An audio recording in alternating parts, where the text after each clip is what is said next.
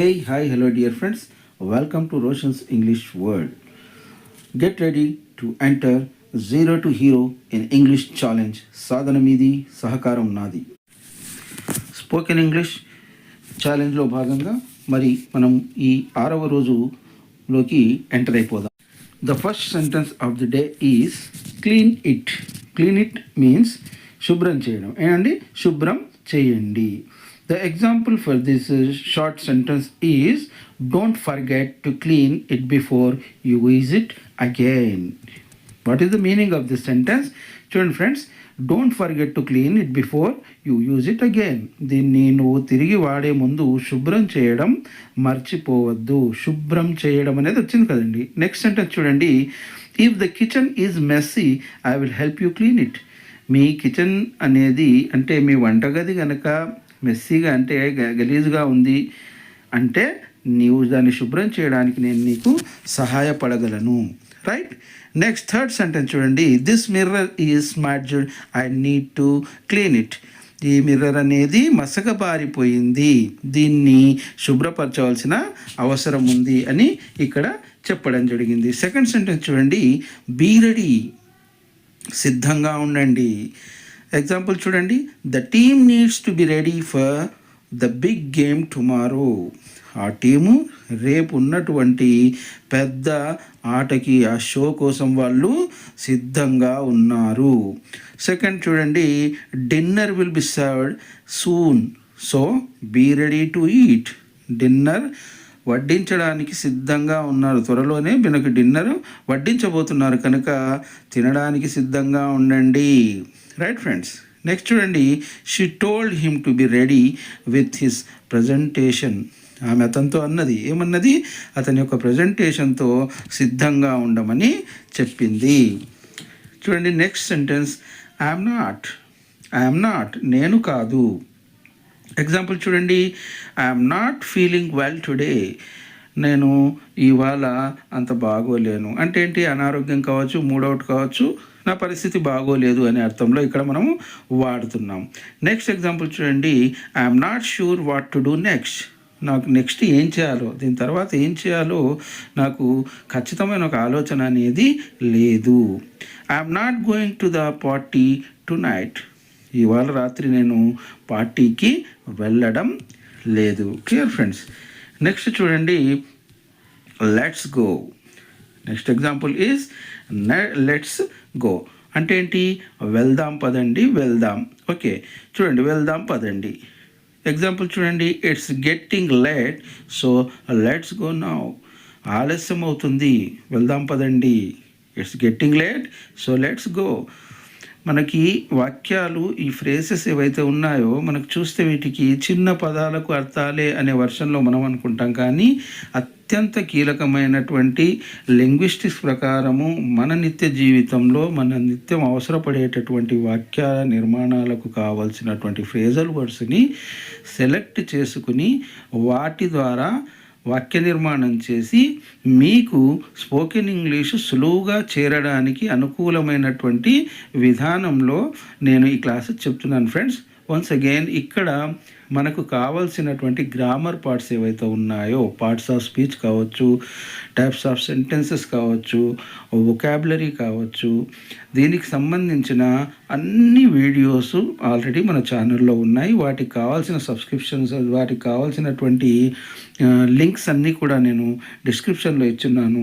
మీకు వీటికి సంబంధించిన ఏవైనా గ్రామర్ పాయింట్స్ మీకు కావాలి అంటే కింద ఉన్నటువంటి డిస్క్రిప్షన్లో మీకు ఏ గ్రామర్ పాయింట్ కావాలో ఆ లింక్పై సెలెక్ట్ చేసి వాటిని ఒకసారి మీరు చూసుకుంటే ఈ వాక్య నిర్మాణం మరింత సులువవుతుంది. ఎందుకంటే నేను ఆల్ఫాబెట్ నుంచి వాటి సౌండ్స్ ప్రొనౌన్సియేషన్తో స్టార్ట్ చేసి దాని తర్వాత ఒక స్పైరల్ వేలో ఈ స్పోకెన్ ఇంగ్లీష్ అనే దాన్ని నేను తీసుకొచ్చాను కనుక దీన్ని ఒకసారి జాగ్రత్తగా గుర్తుపెట్టుకోండి.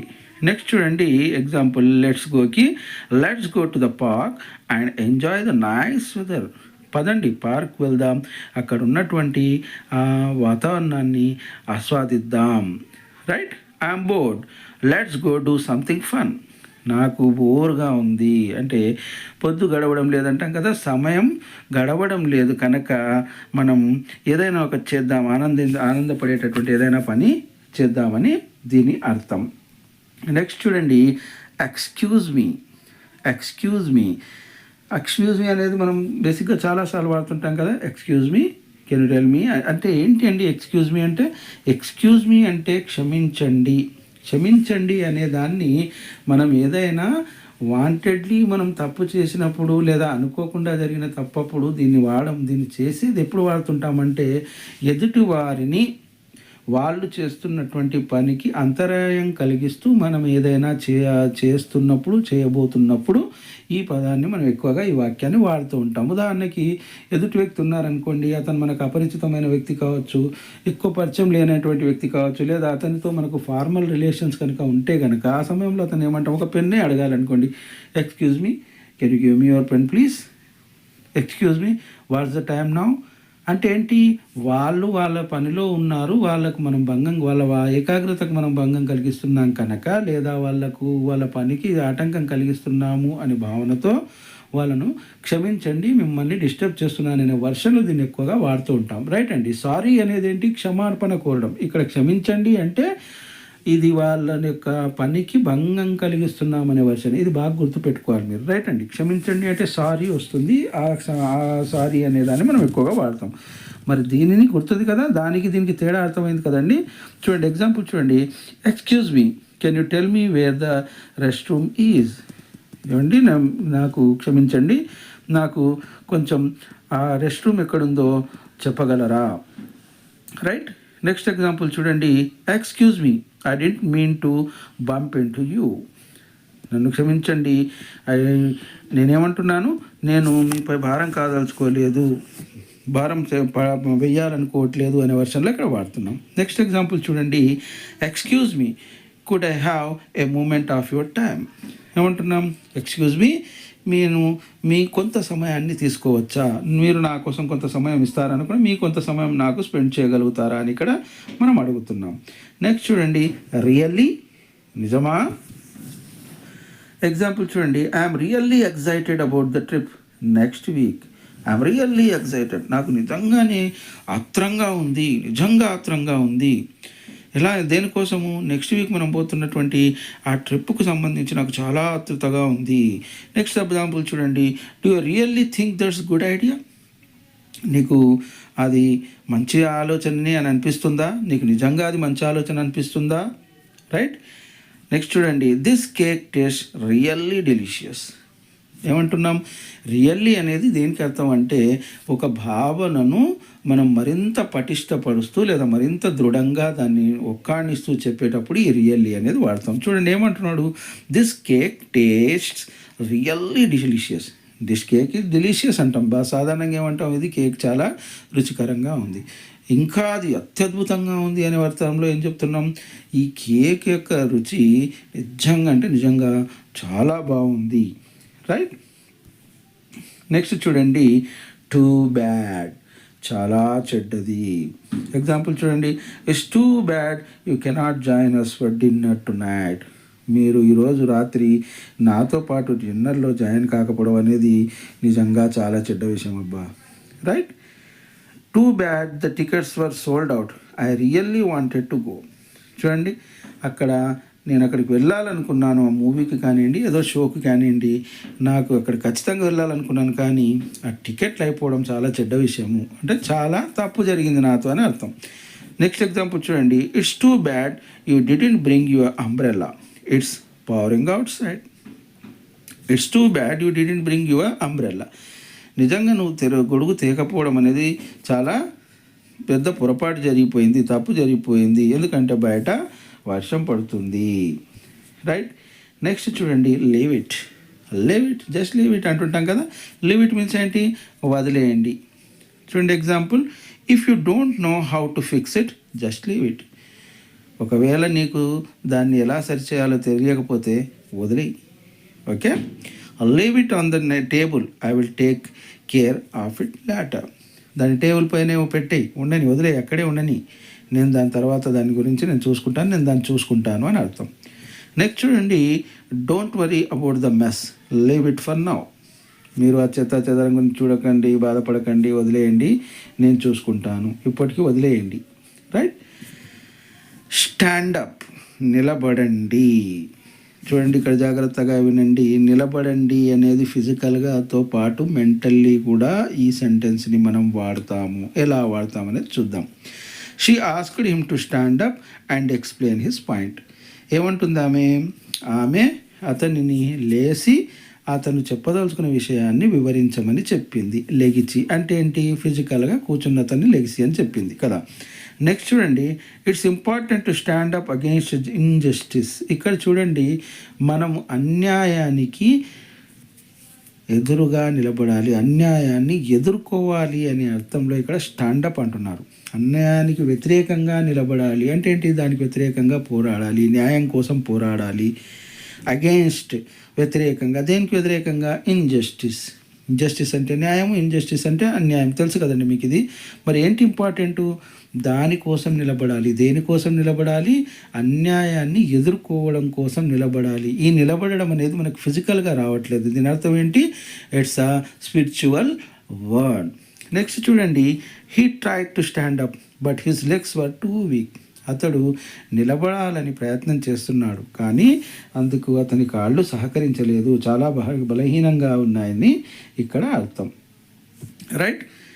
చూడండి చివరి సెంటెన్స్ ఏంటి, as usual.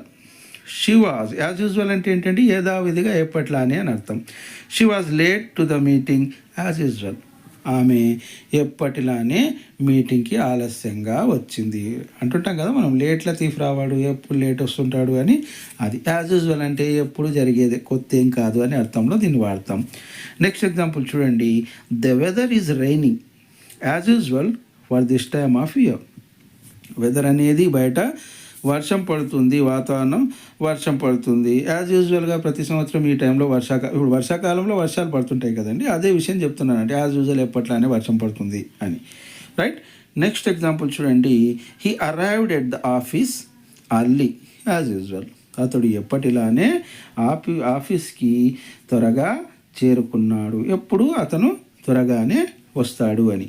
So these are the 10 sentences of the day. So what are the 10 sentences? One just recap is here.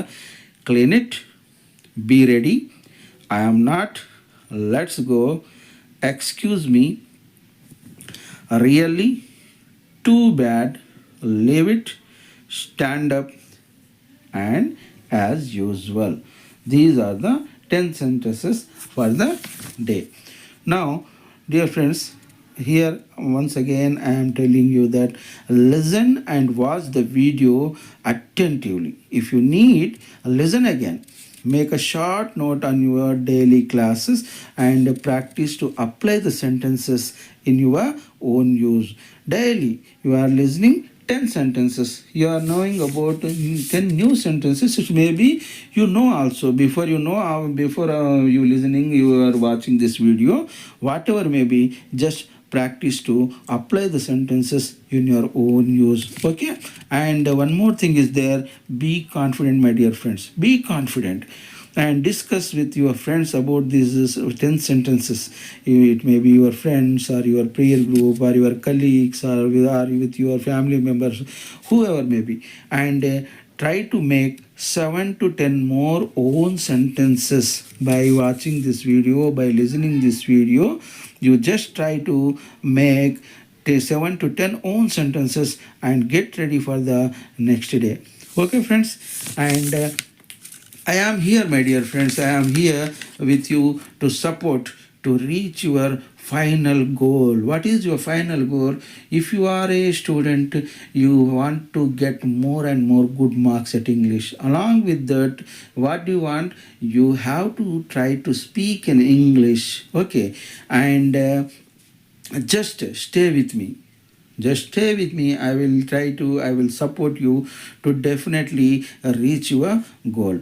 Okay friends, and please subscribe my channel, comment on and like this video. Thank you for watching. We will be meet in our next video. Until then, take care. Goodbye.